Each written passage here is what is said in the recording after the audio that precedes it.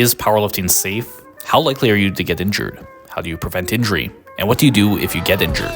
Many people worry about such questions and the safety of powerlifting. In this video, I'm going to go over all of these questions and show you that powerlifting is very safe.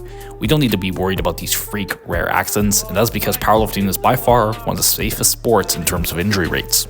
Here are the injury rates of powerlifting compared to various other sports. As you can see, it's very low overall, a literal fraction of contact sports or running.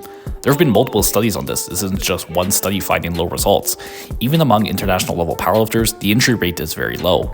Powerlifting is very safe overall, but even with this, are there things we can do to reduce injury risk? Well, there's only been one real study that looked at variables of powerlifters and their association with injury. It had a sample size of 1900, and surprisingly, no real training variables, frequency, intensity, or volume predicted injury. Prior injuries did, and I'll get to why that may be later, but we also see competition frequency being linked to injury as well. So taken all together, I think this shows the importance of load management, something that has strong support across numerous sports for injury risk. So my hypothesis is the reason intensity, frequency, or volume independently didn't predict injury is that people are pretty good at self-selecting a workload they can handle. But the reason competition frequency was linked to increased injury risk is because that's when people start to push their normal training load more than what they can handle. Training load is important, listen to your body, and don't do too much. Now, the other big factor people talk about is form. There's people in both extremes here. Those who think, oh, my knee caved 1 millimeter, I'm going to blow up my ACL, I have to deload to the bar and work on form. And the others who are like, no, you're a bunch of glass backs, you can round your back as much as you want, and you'll be fine. Your body adapts to load. And I think the truth is somewhere in the middle. Different forms will load different parts of the body more or less. And thus, it just comes down to load management again. Speaking of loads, this will be modified by the equipment you use, like a slippery bench affecting the loads you can lift.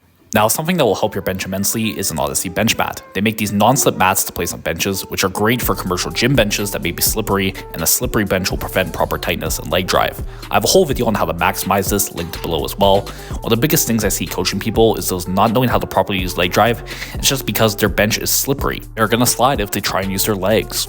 You can get 10% off your Odyssey mat with code Vena linked below, thanks to Odyssey. Anyways, back to how form affects load management. Certain forms loading certain tissues becomes variable. Here's an extreme example. My best deadlift is 777 pounds. If I rounded my back and pulled one plate, I don't think anybody would expect me to get hurt. But if you ask your sedentary grandma who can barely get out of your chair to lift the same load with a rounded back, yeah, she's probably gonna hurt herself. It's an extreme example, obviously, but it shows how we know that our body can adapt to load. But there's a limit. If I tried to deadlift 700 pounds with an extremely rounded back for 50 singles, you'd think I'd hurt my back? Yeah, probably, because I just loaded it so much. But again, it's another extreme. So does form influence injury risk? Yeah, to some degree. But it's more complex than simply this form is inherently dangerous or your body can adapt to any loads placed upon it. Form doesn't matter at all. At the end of the day, I think it's a way of affecting load management. However, you still shouldn't be afraid of certain forms because your mind can play a role in pain as well. This great article by Barbell Medicine breaks it down simply, but there's been research on this. People's mindset greatly affects their pain response, as does a variety of other non-physiological factors. There doesn't need to be damage to feel pain. In fact, oftentimes, damage does not correlate with pain. For example, people with or without disc degeneration are just as likely to have back pain. Even 96% of 80-year-olds without back pain have disc degeneration.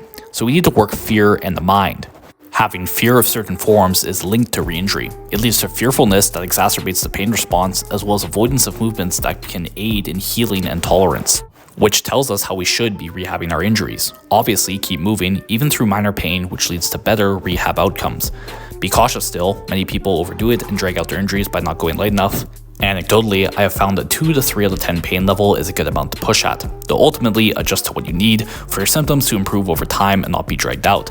I'd also try to find the most specific, non-painful movement you can push just as hard. This helps to maintain your gains and motivation. You can push it just as hard as your old lift. For example, your back may hurt too much for low bar, but you can squat high bar just fine. You could push this hard, it will carry over well. You may even get stronger low bar once you come back to it. So that's basically it, guys. See the pinned comment or description for where to contact me for coaching and programs, Odyssey bench bats, my other socials, and links to all claims made. Please like, comment, and subscribe if you haven't already. And once again, thanks for watching.